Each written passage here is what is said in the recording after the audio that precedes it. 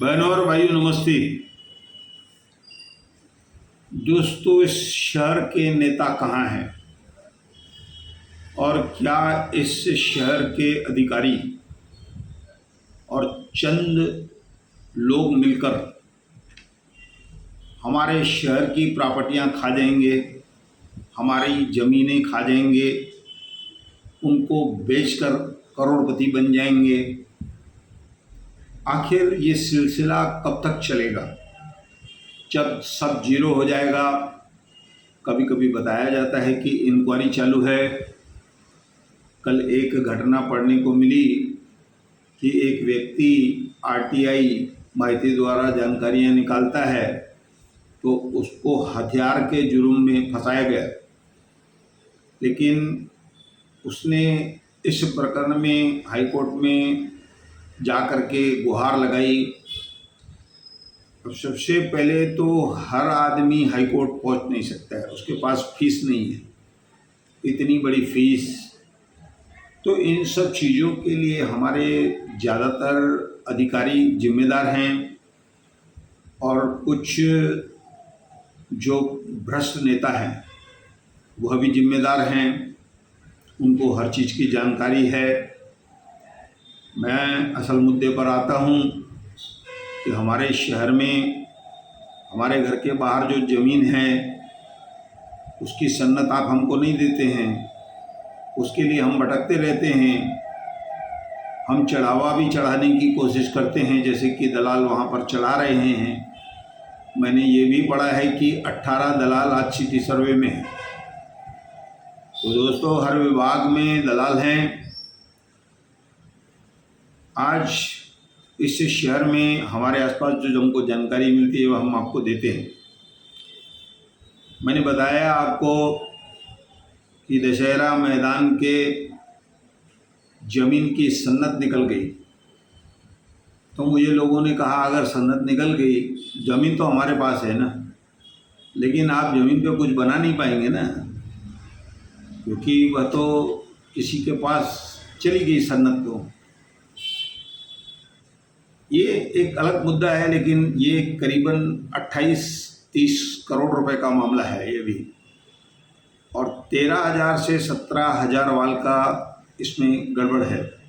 ये जो गार्डन है उसके अलावा एक दूसरा भी प्लाट है वहाँ पर, उसके बाद जो टाकी का प्लाट है वो भी, और उसके बाद हमको ये बताया गया कि जो टाकीज़ है, टाकीज़ हमारी कुलदेवी माता मंदिर के बाजू में जहाँ राशन गोडाउन भी हुआ करता था, बताया गया कि उसकी सन्नत भी निकल गई।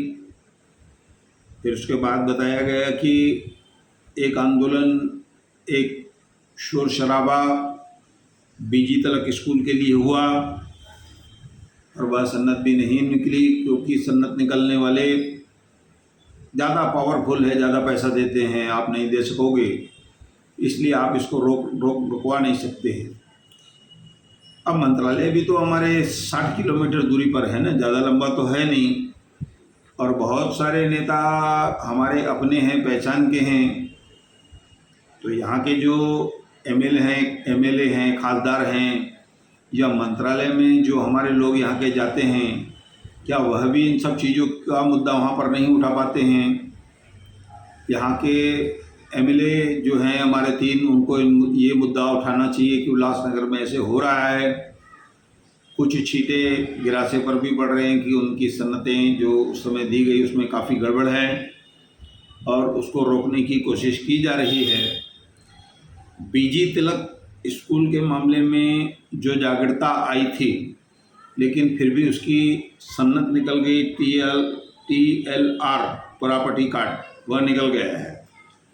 आज मैं आपको एक नई जानकारी दे रहा हूँ कि उल्लासनगर 5 नेताजी गांधी रोड के बीच प्रभात गार्डन, स्वामी शांति प्रकाश गार्डन उद्यान, ये 2 नाम उनके हैं। पहले प्रभात गार्डन था, अब वो स्वामी शांति प्रकाश गार्डन है। उसके सामने पानी टाकी है, टाकी के बाहर शनि मंदिर के पहले 2 क्वार्टर पड़े हैं खाली, जिनकी कीमत मेरे हिसाब से 3-4 करोड़ रुपए होगी।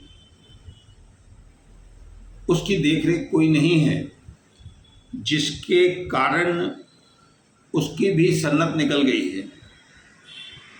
अब ये सिलसिला आखिर कब तक चलता रहेगा?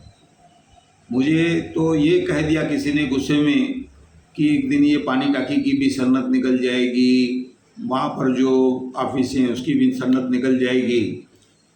तो दोस्तों, कुल मिलाकर हमारे पास जागरूकता नहीं है, और वो आदमी जो हमारे लिए हाई कोर्ट गया या फिर जो सनतों की वो बात निकाल रहा था, जिसके कारण से उसको तकलीफ़ हुई, उसके यहाँ पिस्तौल वगैरह रख दिया गया, ऐसा बताया गया, मैंने देखा उसमें न्यूज़ में। तो मैं उनको धन्यवाद देता हूँ कि भाई साहब, आपने इतनी सारी तकलीफ़ देखी। इसके पहले प्रकाश तलरेजा पर भी तकलीफ़ आई थी इसी तरह की, और तब भी हमने दुख व्यक्त किया था, और आज भी हम उसके लिए, व्यक्ति के लिए दुख व्यक्त कर रहे हैं कि जो कुछ हुआ आपके साथ, वह आपने जो झेला, आपने जो गुहार लगाई, आपकी जजों ने सुनी, ये एक लंबा प्रोसीजर हो जाता है। 3-5 को मेरे घर में बिजली खंभा रुकवाने के लिए जो बिजली का छापा पड़ा, उसमें 1,62,000 रुपये का मुझे बिल दिया गया। दोस्तों, आप सोचो, हम लोग जो लड़ाई लड़ रहे हैं उसमें कितना खतरा है। कभी मारपीट हो जाती है, कभी केस हो जाते हैं।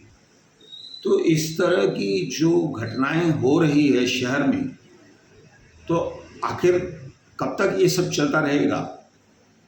आखिर हम लोग इस लड़ाई के लिए पैसे कहाँ से लाएं? 1,62,000 रुपये, आप समझ रहे हैं, मेरे बिल्डिंग वालों ने भरे। मैं उनको धन्यवाद देता हूँ। इस तरह की घटनाएं होना बड़ी विचित्र बात है और दुखदाई बात है, और इसके लिए हमारे शहर के अधिकारी और नेता जिम्मेदार हैं, ऐसा कहकर मैं धन्यवाद कहूँगा।